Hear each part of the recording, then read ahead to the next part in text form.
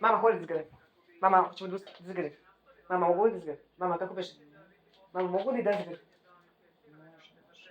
Mama, hodi da zgradi. Mama, hoću da zgradi. Hoću.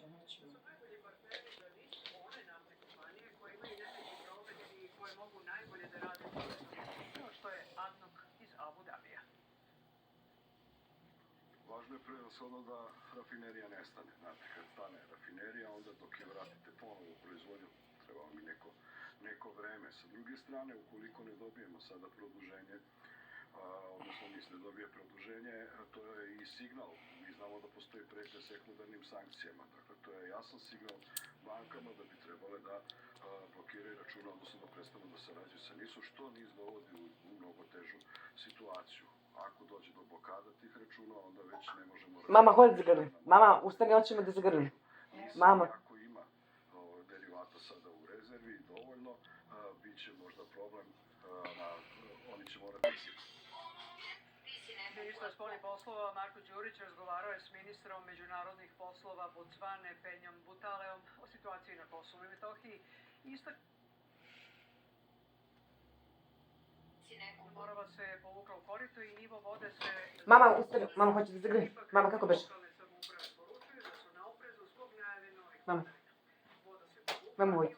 Mama, vojte mjesto. Mama, kako beše? Srpska pravoslavna crkva i vernici slave sabor Svetog Arhangela Mihajla, u narodu poznato kao Aranđelodan. Sabor Svetog Arhangela Mihajla upisan je u crkvenom kalendaru crvenim slovom i veoma je poštovan među pravoslavnim hrišćanima. Jedna je od najčešćih slava u Srba. Zaštitnik je Loze Nemanjića, a slava je i Saborne crkve u Beogradu. Ove godine Aranđelovdan je u petak, pa je i slavska trpeza pesna uz obavezno žito.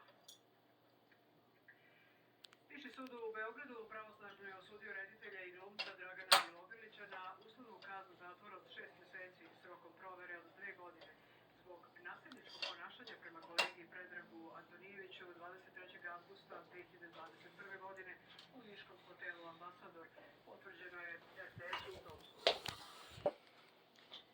Značaj televizije kao glavnog medija za informisanje i komunikaciju sa sutra hladno, mestimično kišom u brdsko-planinskim predelima sa snegom uz formiranje i povećanje snežnog pokrivača. Sneg ponegde je u nižim predelima. Jutarnja temperatura od 0 do 9 stepeni, dnevno u većini krajeva od 2 stepena do 6 stepeni, u Beogradu oko 3 stepena. Na jugu i istoku toplije, maksimalna temperatura od 10 do 13 stepeni. Prestanak padavina u nedelju popodne i uveče. Toliko u vestima, hvala vam na pažnji.